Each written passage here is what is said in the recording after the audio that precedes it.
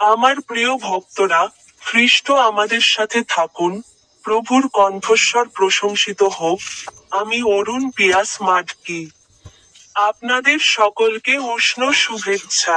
আজ 2025 সালের 10ম মাস, অক্টোবরের 27তম দিনে পশ্চিমবঙ্গ রাজ্যের হাওড়া রেলওয়ে স্টেশনে সন্ধ্যা একটি উজ্জ্বল দীপাবলির রূপ ধারণ করে।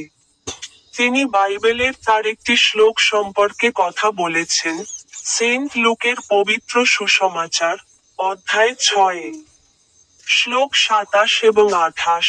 তিনি বলেছেন, কিন্তু আমি তোমাদের যারা শুনছি তাদের বলছি, তোমাদের শত্রুদের ভালোবাসো, যারা তোমাদের ঘৃণা করে তাদের মঙ্গল করো, যারা তোমাদের অভিশাপ দেয় তাদের আশীর্বাদ করো, যারা তোমাদের ঘৃণা করে তাদের জন্য প্রার্থনা করো। আপনাদের সকলকে উষ্ণ শুভেচ্ছা। আমার ইউটিউব চ্যানেলের স্টিক বোতামে ক্লিক করতে ভুলবেন না।